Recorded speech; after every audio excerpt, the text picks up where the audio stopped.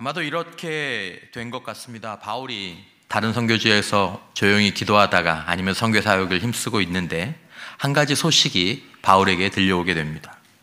자신이 복음을 전했던 이 갈라디아 지역에 있는 그런 교회들, 루스드라나 더베나 이고니온이나 안디옥, 그쪽에 세워진 그 교회들이 지금 복음에서 점점 멀어지고 있다라는 그런 얘기를 사도 바울이 들은 거죠. 처음에 이 갈라디아 지역 사람들은 굉장히 놀라운 믿음을 보였습니다. 그들은 이방인들이었고 또 유대교의 율법에 익숙하지 않았던 사람들이었지만 그들은 단지 예수 그리스도께서 십자가에서 나의 죄를 위해서 우리 대신 죽으셨다라는 그 복음을, 그것들을 받아들이고 그것 하나만 가지고 그들은 정말 눈물을 흘리고 회개하고 그리고 성령의 기쁨으로 가득 찼던 사람들이었습니다. 사도 바울이 그들에게 가르쳤던 가르침은 분명하죠. 갈라디아서 1장 4절에 나오는 것처럼 그리스도께서 하나님 곧 우리 아버지의 뜻을 따라 이 악한 세대에서 우리를 건지시려고 우리 죄를 대속하기 위하여 자기 몸을 주셨느니, 예수님께서 이 일을 하셨다라는 것입니다. 하나님의 아들이 이 일을 하셨다라는 것입니다. 하나님께서 이 일을 하셨다라는 것입니다. 우리 죄를 대속하기 위해 그리스도께서 자기 몸을 주신 것이죠. 우리를 위해 이 땅에 오셔서 우리 대신 당하신 고난과 십자가의 죽음으로 인해서 우리 죄에 대한 모든 형벌과 모든 심판이 완전하고 영원하게 끝났고 우리는 하나님의 자녀가 되는 모든 특권을 완전하고 영원하게 얻은 것이 바로 사도 바울이 전한 복음이었습니다. 그래서 이것이 바른 복음이고 이것을 받아들이고 그 위에서 살아가는 것이 바른 믿음인 것입니다. 그들은 그렇게 기쁨으로 복음을 받아들였고 그 안에서 서로를 위해서 헌신하고 그 복음 안에서 하나가 되었고 성령의 은혜를 경험하면서 살던 중이었습니다. 그런데 시간이 흐르면서 그들 가운데 낯선 사람들이 들어온 것이죠. 예루살렘에서 왔다고 주장하던 사람들이 이렇게 말하는 것이었습니다. 예수 믿는 거 좋죠. 예수 믿어야죠. 하지만 진짜 하나님의 백성이 되려면 모세의 율법도 지키고 그리고 우리가 할례도 받아야 됩니다. 그래야 진짜 하나님의 백성이라고 이야기할 수 있습니다. 오늘날의 표현으로 바꿔보면 이렇게 바꿔볼 수 있겠습니다. 예수 믿는 거 정말 좋고 정말 예수 믿어야 되는데 정말 우리가 진짜로 하나님의 자녀가 되려면 술도 끊고 담배도 끊어야 되고 그리고 교회도 잘 나와야 되고 십계명도 지켜야 되고 헌금도 내고 주일에 봉사도 잘 해야 그때 정말 우리가 하나님의 자녀라고 말할 수 있는 겁니다. 그래야 우리가 그리스도인이라고 말할 수 있는 겁니다. 여러분들 들으시기엔 어떠십니까? 이렇게 가르친 거죠. 이 말이 그럴듯해 보인 것입니다. 더 거룩해 보이고 그리고 경건해 보이고 믿음의 이 모습이 보이지 않습니까? 이 모습이. 그래서 성도들 가운데 일부가 그 가르침을 받아들이기 시작하고 그 교회들이 그 가르침들을 받아들이기 시작하고 그렇게 살아가기 시작한 것입니다. 자, 그러면서 어떤 일이 일어나게 됩니까?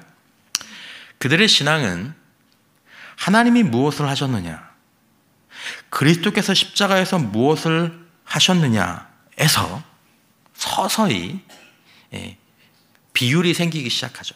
서서히 내가 무엇을 하느냐라는 그런 성과 중심의 종교로 하나님이 나를 위해 행하신 일이 무엇이냐라는 데서 내가 해야 될 일의 목록들을 중요시하는 쪽으로 조용히 점점점 확실하게 변질되어 가게 된 것입니다.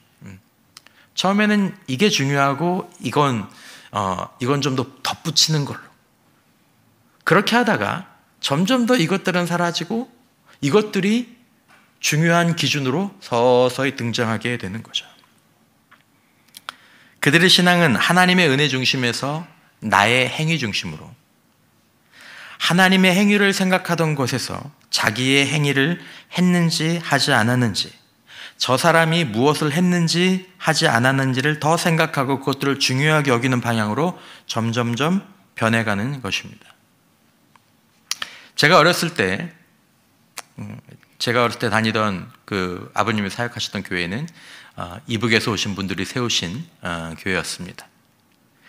제가 어렸을 때 제가 주일을 잘 지켰다라는 의미는 주일 예배에 참석하고, 그리고 주일날 돈을 안 쓰고, 주일날 내가 아는 친한 형이 있는 사찰 집사님 집에 가서 TV를 몰래 보지 않으면 내가 주일을 잘 지킨 겁니다. 내가 주일을 예배를 다 참석했어도 부모님 몰래 가게에서 여름에 아이스크림 하나를 딱 사 먹었으면 엄청난 죄책감이 줘요. 그리고 주일 아침 9시에 그 만화 영화를 볼 때마다, 은하철도 999 막 그걸 볼 때마다 보면 안 되는데 죄를 짓는 건데, 그러면서 봤죠. 이게 주일 성수의 기준이 이제 그게 된 것입니다. 하나님이 하신 일은 기본이었지만 실제적인 기준은 내 마음 가운데 하나님의 행위가 아니었습니다. 이게 기준의 무서움입니다. 믿음이 있다, 신앙생활을 내가 저 사람이 잘한다 못한다, 바르다 틀리다의 기준이 어느덧 술을 먹는다 먹지 않는다, 담배를 피운다 피우지 않는다, 이런 죄를 짓는다 짓지 않는다가 되는 경우가 있는 것이죠. 여러분, 이 아침에 한번 생각해 보시죠.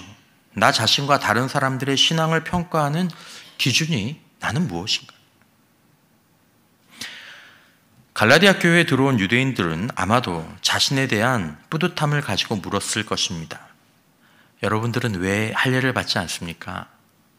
저는 받았습니다. 저는 육신에 그런 표가 있어요. 여러분들은 정결 예식을 하지 않네요. 저는 그것들을 행하고 있습니다. 왜 이렇게 물어보고 여기에 대해서 내 자신을 뿌듯하게 생각하고 다른 사람들에 대해서는 겉으로는 약간 치근하게 여기기는 하지만 이렇게 살짝 판단하는 것이 왜 가능합니까? 이게 또 하나의 기준이 됐기 때문입니다. 기준이 안 되면 구분을 할 수가 없는데, 이 기준이 되면 이제 그런 구분이 되는 거죠. 분류가 되는 거죠. 물론 예수를 믿는 것이 중요하다고 말을 합니다. 그러나 그들이 나중에 보면 신앙의 기준이 얼마 지나고 나면 눈에 보이는 할례와 구약의 율법이 어느덧 그게 기준이 됩니다. 십자가는 기준이 안 됩니다. 하나님이 하신 일들은 기준이 안 됩니다.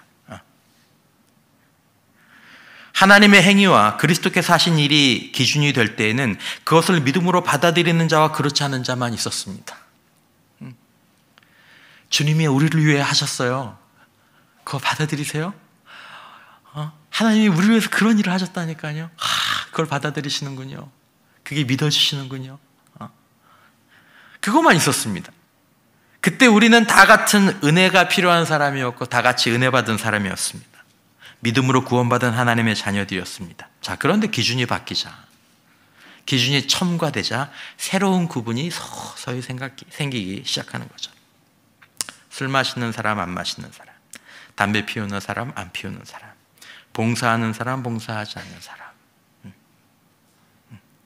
그걸로 믿음이, 그걸로 소위 말하는 사람의 이 영적 가치가 나에 대해서, 다른 사람에 대해서 생기기 시작하는 거죠. 먼저 있던 기준, 하나님의 행위, 그리스도께서 하신 일은 기준의 지위를 잃어버리는 것입니다. 우리 안에서 그거는 기준의 지위를 잃어버렸다라는 말은 하나님과 예수님이 하신 일을 말은 하지만 실제로는 별로 중요하게 여기지 않게 되었다라는 것입니다. 놀랍죠? 어떻게 그런 일들이 일어납니다. 다른 것을 진짜 중요하게 여기면서 자신과 다른 사람에게 의로움의 기준으로 그것을 삼는다라는 거죠. 하나님의 행위가 아니에요. 나에 대해서도 다른 사람에 대해서도 무서운 일이죠. 하지만 그런 일이 갈라디아 교회에서, 그리고 시간이 지나도 우리 안에서 일어날 수 있고 일어나고 있다는 것입니다. 기준이 바뀌면 의로운 자라는 구분이 바뀌게 됩니다. 기준이 바뀌면 어쩔 수 없죠. 더 이상 하나님의 행위, 하나님께서 하신 일이 의로움과 의롭지 않음을 구분하는 기준의 역할을 하지 않는 것입니다. 내 안에서, 그리고 내가 다른 사람들을 보는 가운데 저분이 의롭구나. 내가 의롭구나. 여기에 십자가가 적용이 되지 않는 것입니다. 하나님이 하신 일들이 적용이 안 되는 것입니다. 말은 그렇게 하지만 실제로는 그렇게 하지 않는 거죠.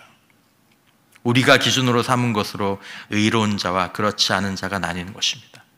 적절한 자와 적절하지 않은 자가 나뉘는 것입니다. 나는 주일도 안 빠지고 술은 입에도 안 대고 담배도 안 피우고 뭐 헌금도 뭐 나만큼 하는 사람 별로 없지. 바뀐 기준이 내 마음에 있으면 나는 의로운 자가 됩니다. 나는 죄책감이 없어요. 하지만 그렇지 않은 당신은, 그 누구는 내 마음 가운데에서 저렇게 신앙생활하면 어떡하나. 다 예수 믿고 다 하나님의 자녀라는 것을 알고 인정하지만 기준이 변한 이상 그 전에는 없었던 의로운 자와 의롭지 못한 자의 새로운 구분과 차별이 내 안에서, 우리 안에서 서서히 일어나는 것입니다. 기준이 바뀌면 내가 그 기준에 부합할 때 교만도 자연스럽게 가능합니다. 기준이 바뀌었으니까 이제 십자가가 기준이 아니라 뭐 교회 생활 아니면 뭐 삶에 사는 거, 그게 기준이 됐으니까 내가 그것들을 채웠잖아요. 나는 이제 기준을 맞춘 사람이 되는 겁니다. 그리고 정죄하고 판단하는 것도 양심의 가책 없이 가능하게 되죠. 저 사람은 기준을 맞추지 못한 사람이니까, 기준을 맞춰야 되는 사람이니까.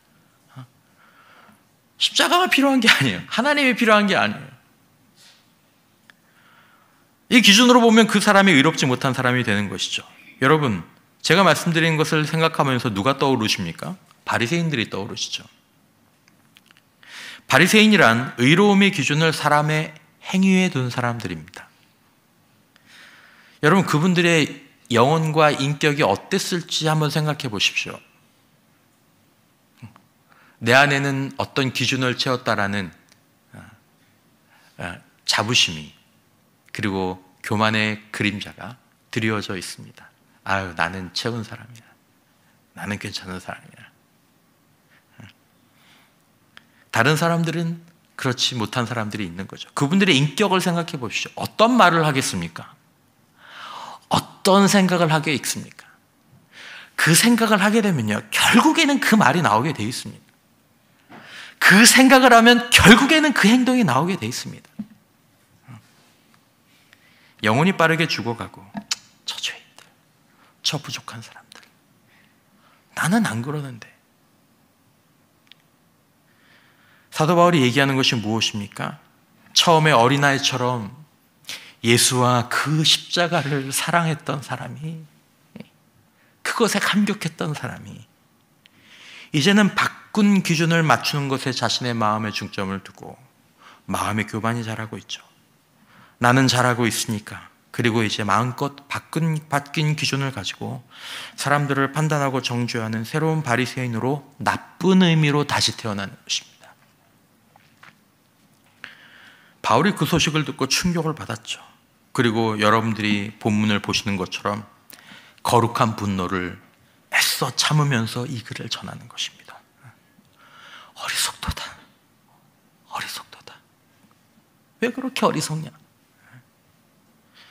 이것은 바울을 통해 주시는 오늘날 교회를 향한 성령의 편지이기도 합니다. 어리석도다 갈라디아 사람들아, 예수 그리스도께서 십자가에 못 박히신 것이 너희 눈앞에 밝히 보이거늘 누가 너희를 꾀더냐?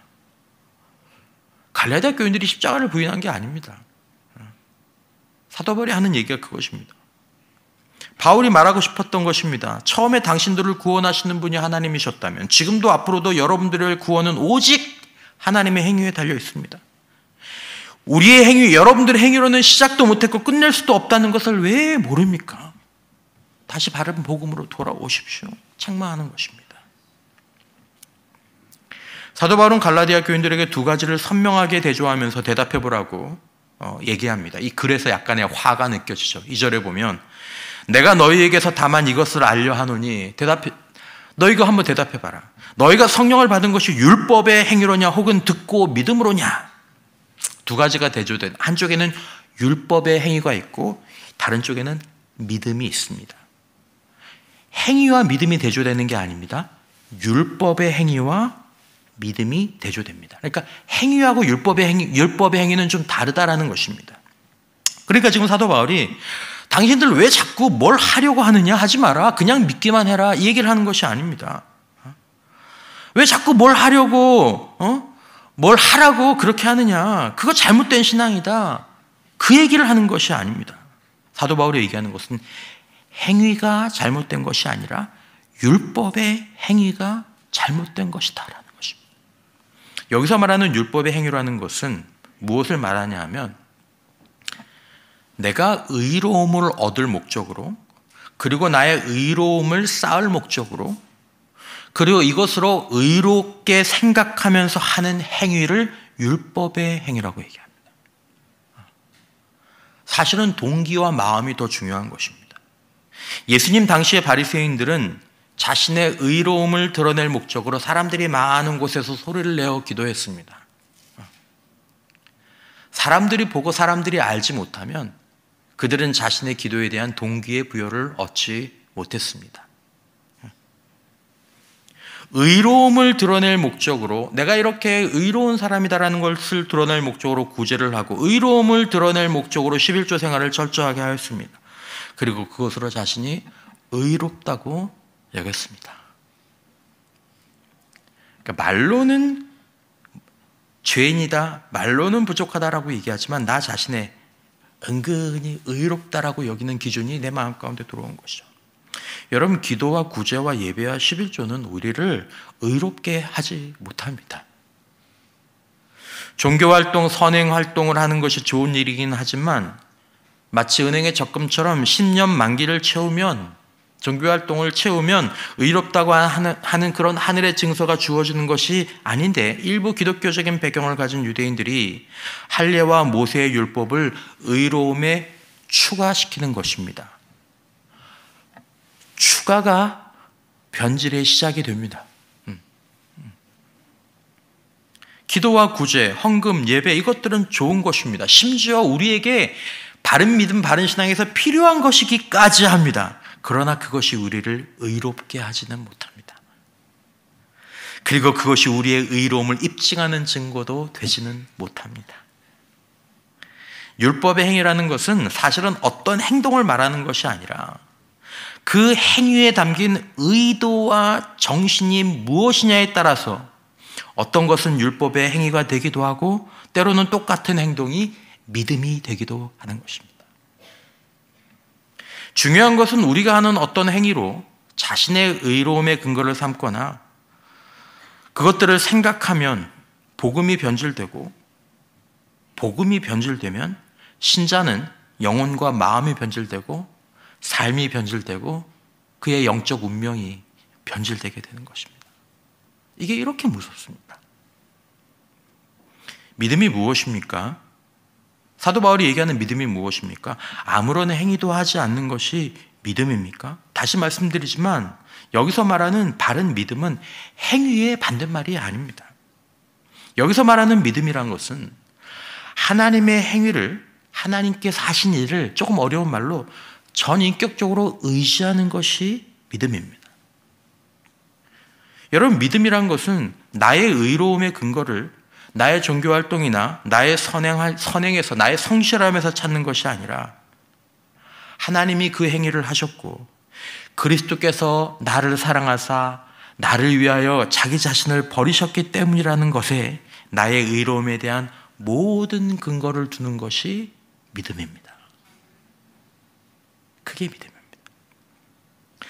내가 그것 때문에 내 자신을 다 드린다고 해도 그것이 나를 의롭게 하는 것이 아님을 알고 살아가는 것이 믿음입니다. 내가 이거 다 한다고 해서 내가 뭐 누구보다 더 의롭고 내가 누구보다도 뭐 신앙생활을 잘하고 그게 아니야. 그거는 의로움하고는 1도 상관이 없어. 나의 모든 의로움은 오직 하나님의 행위, 나를 사랑하사 자기 자신을 버리신 그 그리스도의 십자가 행위에서만 나에게 오는 것이야. 그래서 내가 이렇게 되었어. 그래서 내가 새 생명을 얻었고 그 생명이 나를 살게 하는 거야. 나 그걸 더 누리고 싶고 더 경험해보고 싶고, 그래서 기도하고, 그래서 예배하고, 그것이 감사해서 나누고. 사도 바울보다 전도 많이 하는 사람이 있습니까? 사도 바울보다 거룩한 삶을 살았고 선한 삶을 산 사람이 있습니까? 있을 수도 있겠죠. 하지만 사도 바울은 자신이 의롭다는 확신을 그런 것에 두지 않았습니다. 둘 수가 없었던 거죠. 왜냐하면 복음을 제대로 이해하고 있었기 때문에. 사도 바울은 자신이 영원하고 완전히 의롭다는 확신을 하나님의 행위에 두었습니다. 예수 그리스도의 십자가에 두었습니다. 99%가 아니라 100%. 오직 하나님의 아들 되신 예수의 십자가의 희생만이 우리를 완전하고 영원하게 의롭게 한다는 것을 우리가 다시 한번 깊이 알 수 있기를 주님의 이름으로 축원합니다. 이것이 바른 믿음입니다. 십자가만 보이는 것입니다. 하나님이 하신 일만 보이는 것입니다. 그게 너무 감사하고 그게 너무 놀랍고 그것으로 나를 보고 그것으로 사람들을 보는 것입니다. 내가 의롭게 되었기 때문에 하나님과 동행하기 위해 기도하고 하나님께 감사하고 하나님을 만나기 위해 예배를 드리는 것이죠. 내가 의롭게 되려고 하나님의 사랑을 더 받아내 보려고 잘 보여서 십자가로는 약간 부족한 누적 점수를 채워서 천국 가려고 기도하고 예배하고 봉사하고 선행을 하는 것이 아닙니다. 그것은 반응일 뿐입니다. 의로움을 얻거나 드러내기 위해서가 아니라 의로움의 선물을 받았기 때문에 그것을 누리고 더 풍성하게 누리며 나누려고 기도하고 예배하고 전도하고 선교하는 것입니다. 이런 것들이 좋은 것들이지만 의로움과는 전혀 상관이 없습니다.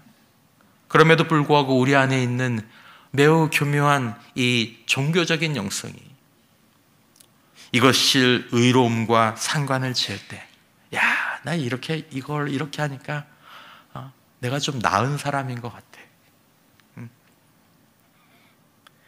그럴 때 영적인 타락과 변질이 우리 영혼에서 일어나면서 바리새인처럼 신앙 인격에 문제가 생기는 것입니다. 서서히 변하죠. 자기는 잘 몰라요. 하지만 밖에서 보면 보이죠. 자기 생명도 잃어버리게 됩니다. 그리고 다른 사람의 생명도 쏟게 만드는 것입니다. 너 이렇게 해야 돼. 너 저렇게 해야 돼. 바른 행위에도요, 바른 믿음에도 행위가 있습니다. 6절에 사도 바울이 뭐라고 얘기합니까?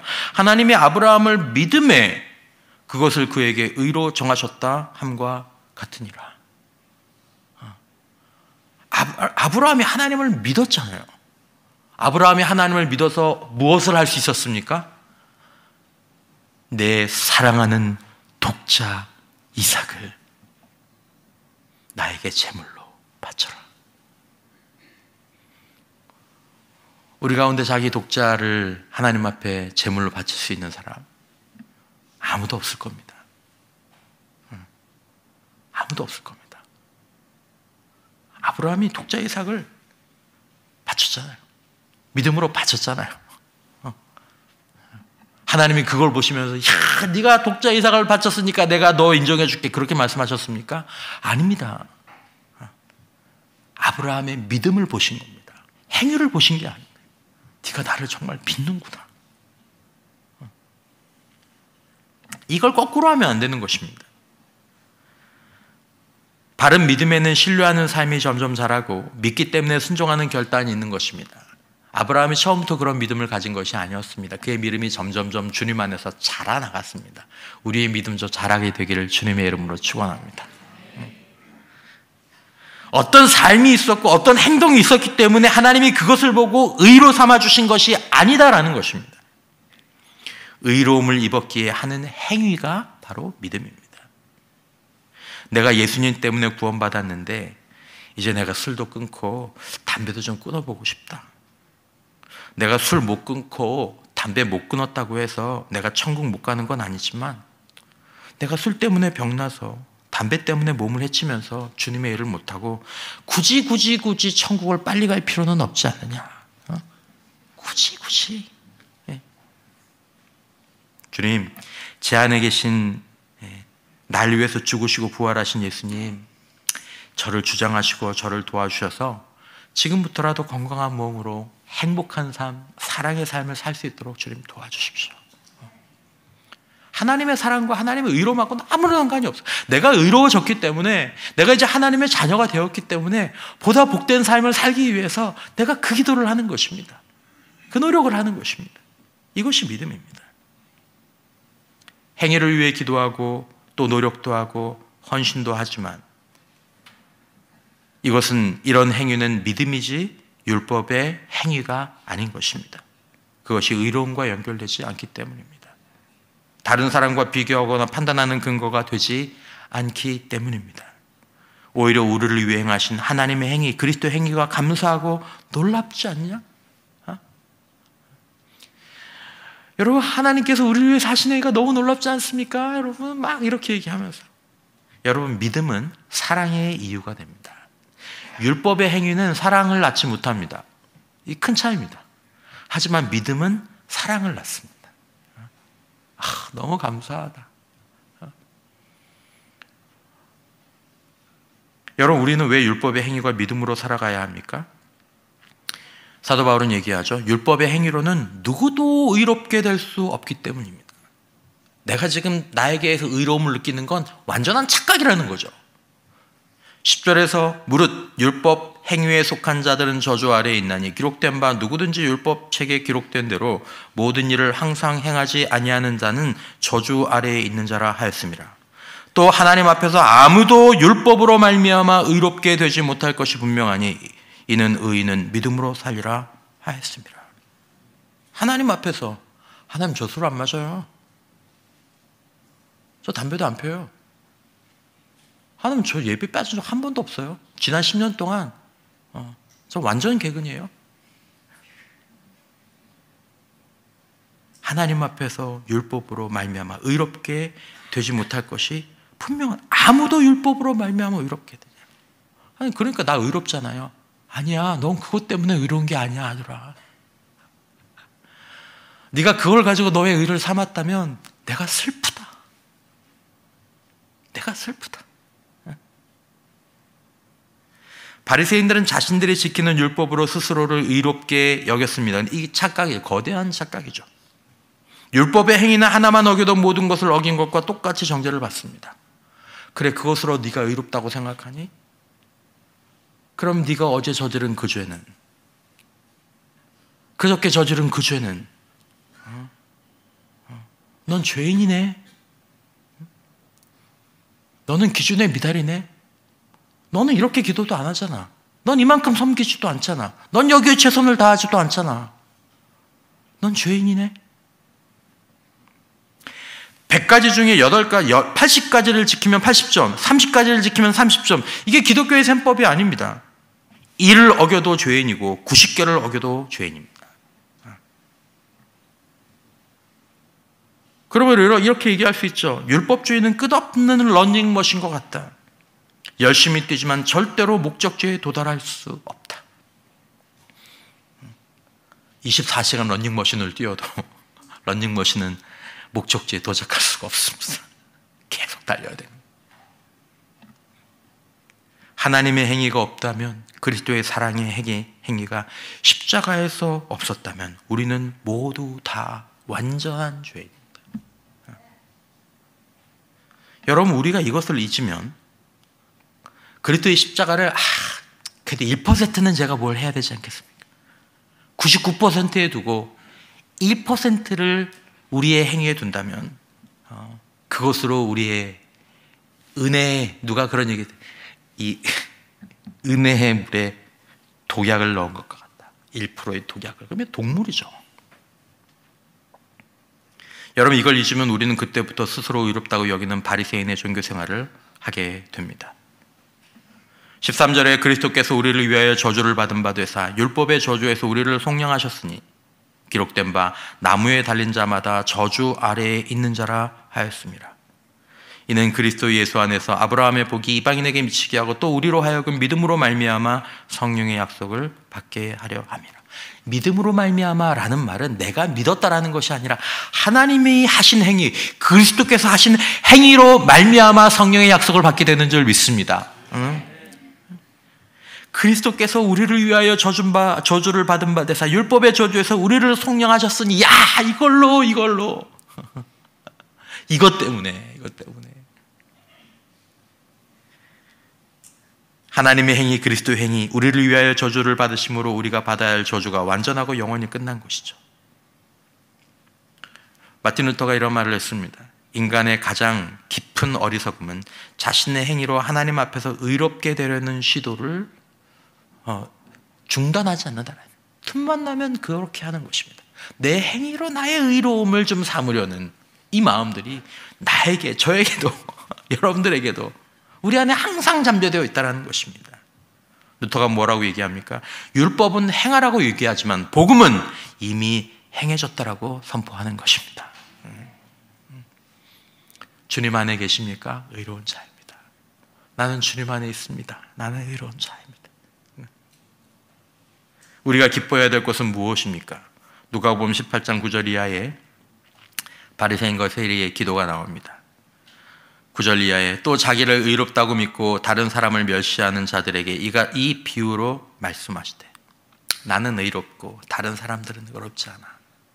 그들에게 이 비유로 말씀하시되 두 사람이 기도하러 성전에 올라가니 하나는 바리새인이요 하나는 세리라. 바리새인은 서서 따로 기도하여 이르되 하나님이여 나는 다른 사람들 곧 토색 뿌리 간음을 하는 자들과 같지 아니하고 이 세리와도 같지 아니함을 감사하나이다.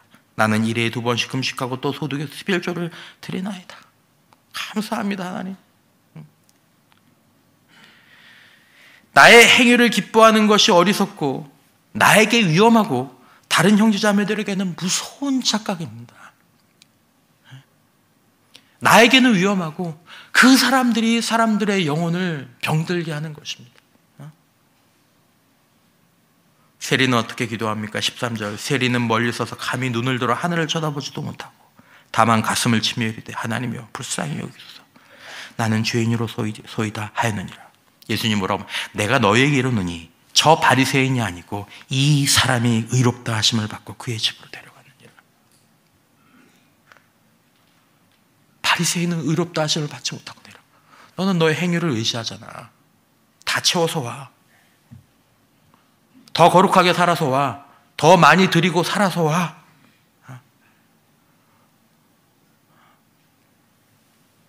여러분, 우리가 기뻐해야 될 것은 하나님의 행위가, 십자가에서 그리스도의 행위가 날 위해 완전하고 영원히 이루어졌다는 것인 줄 믿습니다. 그게 너무 기쁘고 그게 너무 감사한 거. 100% 그것들을 거기서 해주시고 나에게 단 1%의 여지도 남겨주지 않으셨다는 것이 너무 감사해요. 나는 그 1%를 못 채우니까. 우리는 갈라디아 교인들과 다를까요? 사랑하는 성도 여러분, 복음을 왜곡하는 율법주의가 우리 안에도 조용히 자리 잡을 수 있음을 인정하고 우리가 그것들이 느껴질 때마다 회개하는 일들이 우리들에게 필요한 줄 믿습니다. 그래야 우리 영혼을 지킬 수 있습니다. 그래야 우리 인격을 지킬 수 있습니다. 안 그러면 무서운 자들이 된다는 거예요. 오직 하나님의 행위, 예수님의 십자가에서 나의 의로움을 감사하고 기쁘게 발견할 수 있기를 바랍니다. 너무 감사한 거예요. 내가 감사한 이유는 내가 이렇게 신앙생활을 잘해서가 아니라 내가 감사한 이유는 예수님의 십자가, 하나님의 그 행위가 나로 감사하게 하고 나로 감격하게 하는 거죠. 여러분, 하나님의 행위가 남은 우리의 인생과 신앙의 길 가운데 우리의 유일하고 영원한 기준과 소망이 될 수 있기를 바랍니다. 다른 어떤 것도 우리 신앙과 삶에, 우리 의로움에 1%가 아니라 0.1%도 그것들이 우리 안에서 기준으로 작용하지 않았으면 좋겠습니다. 우리의 하나님의 행위에 의지하는 것이 믿음이며 그 믿음 위에서 살아가는 것이 바로 복음적인 삶입니다. 우리가 의지하고 자랑하는 기준이 오직 인간의 행위가 아니라 하나님의 행위가 되는 바른 복음, 이 바른 믿음의 삶으로 성령의 역사가 다시 새롭게 흘러나오는 우리 모든 지체들이 되시기를 주님의 이름으로 축원합니다.